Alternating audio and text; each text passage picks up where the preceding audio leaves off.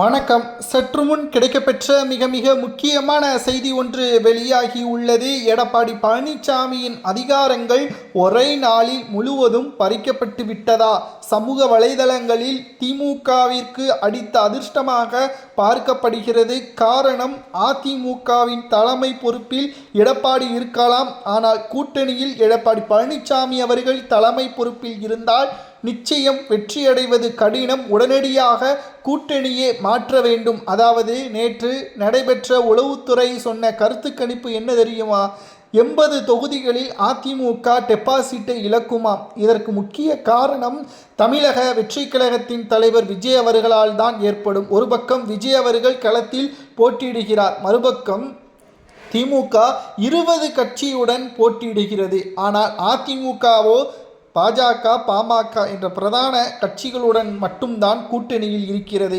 இங்கு திமுக நினைத்தபடியே வாக்குகளை பெற்று வெற்றியடைந்துவிடும். ஆனால் விஜய் அவர்கள் சில குறிப்பிட்ட தொகுதிகளில் வெற்றியடைவார். ஆனால் பல தொகுதிகளில் வாக்குகளை அதிகமாக பெறுவார். வாக்குகளது சதவீதம் அதிகமாக இருக்குமே தவிர தொகுதிகளது எண்ணிக்கை குறைவாக இருக்கும். வெற்றி வாய்ப்பு என்ற தகவலை தான் உளவுத்துறை தற்பொழுது கூறியுள்ளது.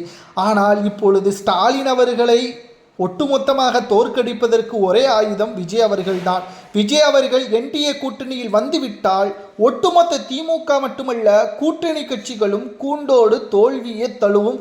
ஏன் எதிர்க்கட்சி அந்தஸ்தை கூட திமுக இழக்க நேரிடும். ஆனால் விஜய் அவர்கள் வைத்த ஒரே ஒரு கோரிக்கை என்ன தெரியுமா?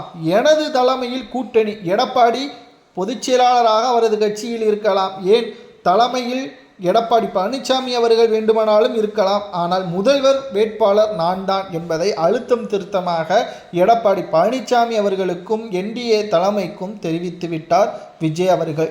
இதனால் தற்பொழுது ஒரே நாளில் எடப்பாடி பழனிசாமியின் முதல்வர் வேட்பாளர் பதவி பறிபோவதாகவும் அவரது அதிகாரங்கள் பறிபோவதாகவும் தகவல்கள் கிடைக்கப்பெற்றுள்ளது. எடப்பாடிக்கு இதை விட்டால் வேறு வழியே கிடையாது. ஓபிஎஸ்ஐ போல, சசிகலாவை போல அதிமுகவில் இருந்து விலகும் வரை தனிப்பட்ட முறையில் சுதந்திரமாக செயல்படுவதற்கு அது அவரது உட்கட்சி பிரச்சனை. ஆனால் மக்கள் மத்தியில் அவரது தனிப்பட்ட முடிவால் கூட்டணி இழக்க நேரிட கூடும். அது மட்டுமல்ல, அதிமுகவின் தொண்டர்களை எதிராக வாக்குகளை செலுத்துவதும் ஒரு தகவலாக உளவுத்துறை தெரிவித்துள்ளது.